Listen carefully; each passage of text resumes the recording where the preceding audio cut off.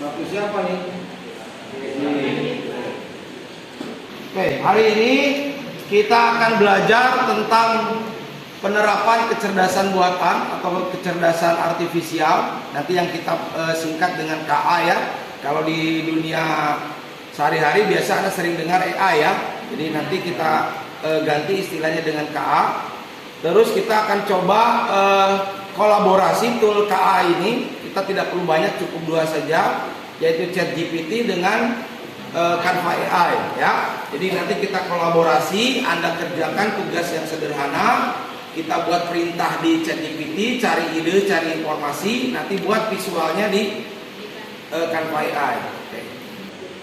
Sebelum kita masuk ke penugasan proyeknya, mungkin Bapak beri pengantar dulu bagi yang siswa belum paham atau belum tahu, tapi saya yakin sudah tahu.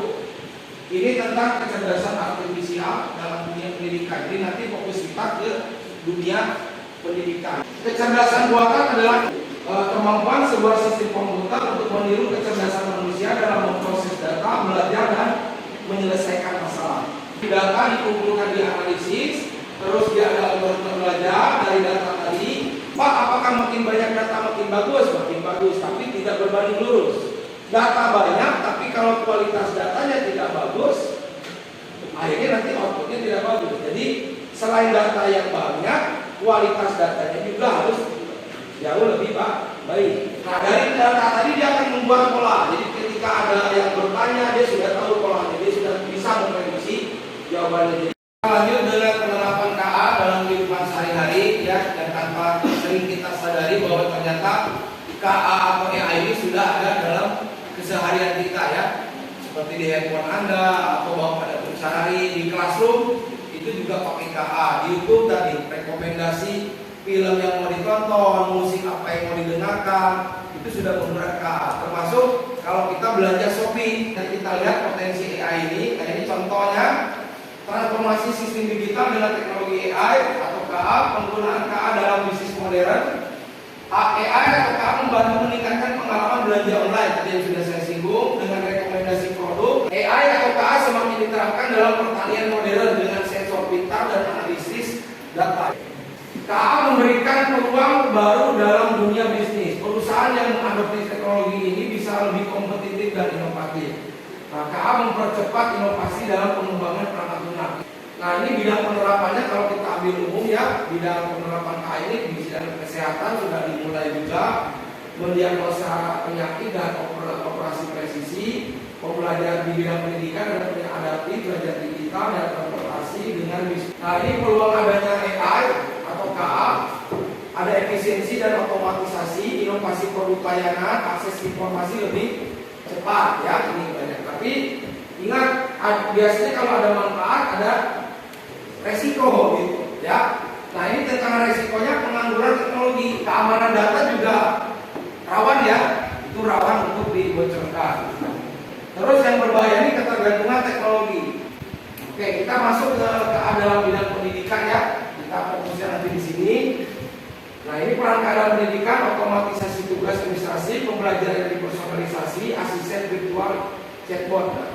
Ini untuk otomatisasi tugas. Nah, jadi artinya dalam bidang pendidikan, terutama kita di sekolah, tidak hanya diperuntukkan untuk siswa. Saya sebagai guru juga bisa memanfaatkan AI ini atau KI ini, termasuk pegawai untuk administrasi ya. Nah, ini untuk KA menyesuaikan materi sesuai dengan kecepatan dan gaya belajar siswa. Terus KA dapat menjawab pertanyaan siswa secara real time. Ini kalau Bapak ya, seperti Bapak nanti ada bisnis buat soal, kalau Bapak ya bisa, atau bisa juga saya memanfaatkan ChatGPT misalnya ya. Atau guru bahasa Indonesia biasanya pakai KA-nya Grammarly. Saya juga selama jadi guru selalu menggunakan Classroom. Nah, itu ternyata KA juga ya. Oke. Sekarang apa? Coba kita ambil contoh. Kita demo dulu sedikit. Apa itu foto sintesis? Misal. Jadi dengan hanya bertanya apa itu fotosintesis, dia sudah punya data di dalamnya, dan data yang dia punya dia dapatlah seperti ini. Jadi ini Hanya ChatGPT ini kan ada istilah prompt, mungkin pernah dengar istilah prompt. Prompt itu perintah. Jadi seperti tadi Bapak menuliskan apa itu fotosintesis, itu berarti promptnya. Nah sekarang kalau Anda ingin jawabannya istilahnya apa ya, sesuai keinginan Anda sendiri, maka Anda harus memberikan promptnya spesifik. Misalnya yang mau Anda cari ini dari fotosintesisnya apa nih? Apa kerangka berpikirnya, prosesnya seperti apa hanya pengertiannya saja. Jadi prompt itu penting Kak. Nah ini contoh ya, di situ desainnya ada desain Anda template Canva AI. Ini kita akan gunakan dua alat, yaitu Magic Design dengan Text to Image. Ya silakan untuk buat presentasi Anda masuk ke Magic Design tadi, buat perintah presentasi tentang materi tadi. Terus nanti yang text to image untuk buat mind mapnya ya. Ada pilihannya ya. Jadi ada pilihannya di bawah, mau perintah Anda itu dibuat gambar, apa hanya dibuat dalam dokumen. Bahkan bisa dibuat klip video ya di sini ya. Ya, atau desain untuk saya misalnya ya. Kenapa untuk buat gambar nih? Poster pengolahan sampah.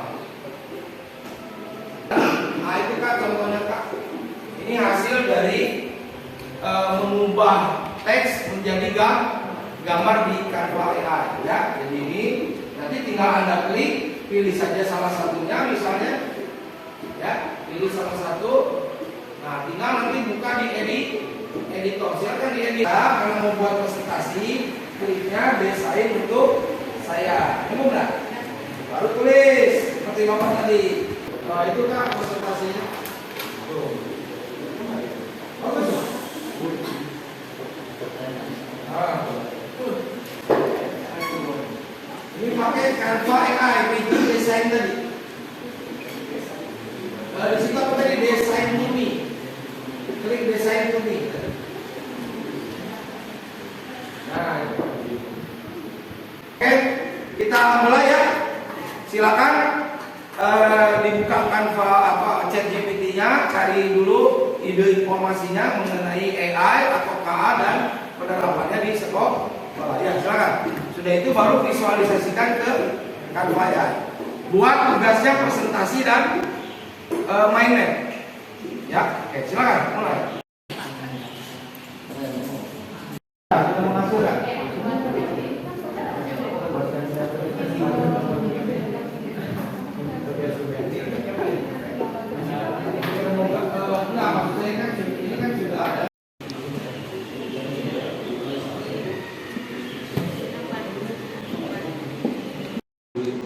Ini seperti ini dibuat dua layar bagus tuh, kiri kanan, jadi enak lihat.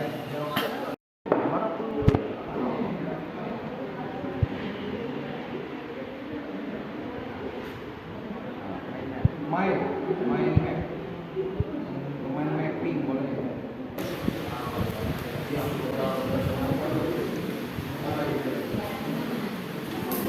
Mahasiswa yang tidak ada laptop bisa menggunakan handphone ya. Kan di situ ada ChatGPT-nya, ada Canva AI-nya, ada Canva juga. Silakan. Video mapping bisa juga. Video bisa ya.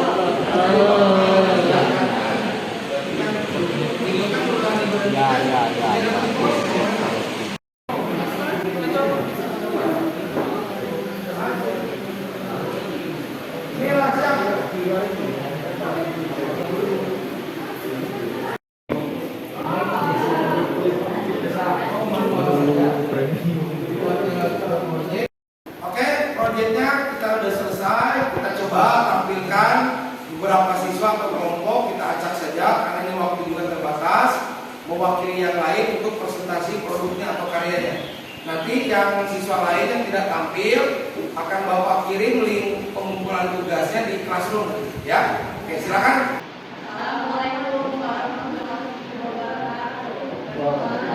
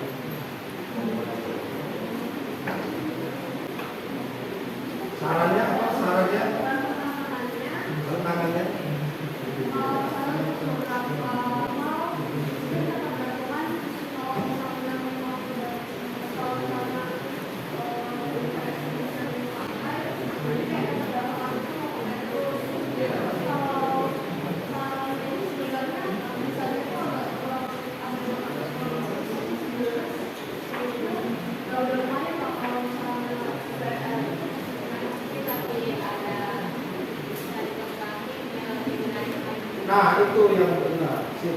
Yuk. Satu produknya lagi ditampilkan, silakan. Ini baru presentasinya.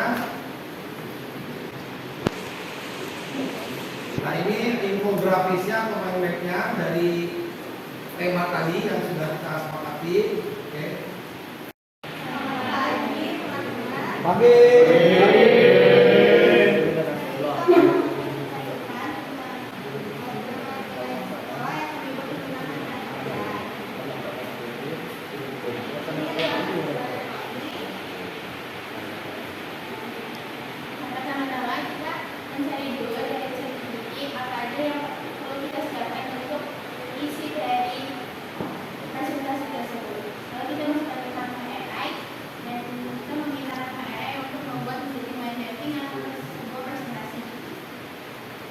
Dari sini kita akan mempermudah kita untuk membuat mind mapping dan presentasi.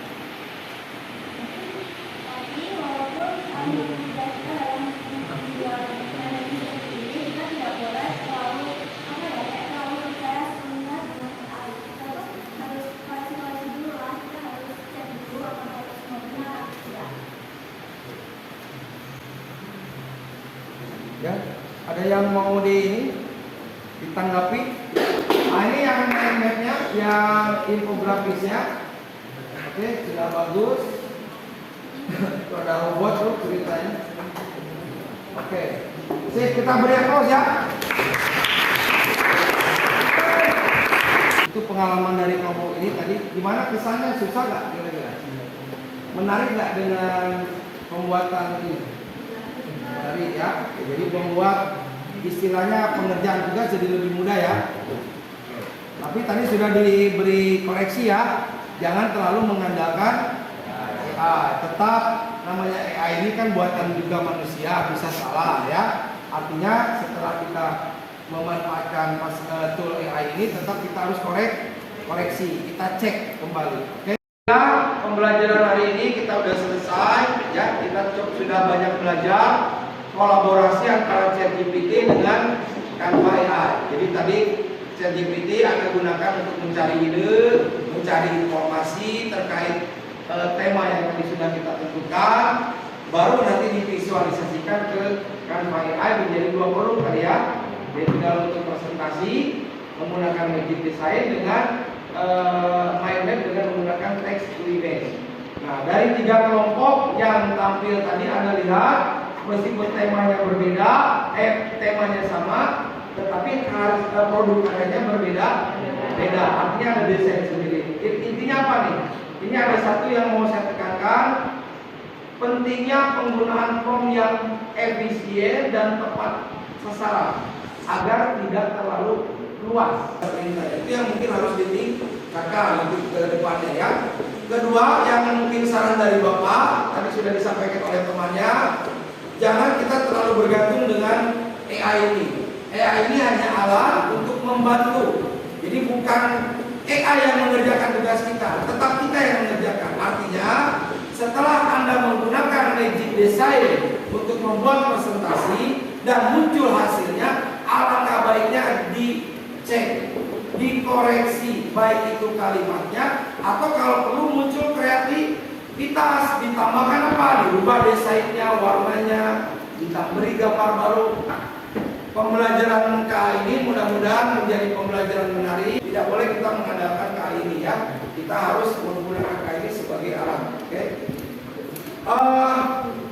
Sudah 2 nih Anda belajar tool KA-nya nih untuk di sekolah ya, di dalam neraka. Nah, nanti ada penugasan dari Bapak. Produk ini nanti kirim ke Classroom, Bapak kirim linknya nanti.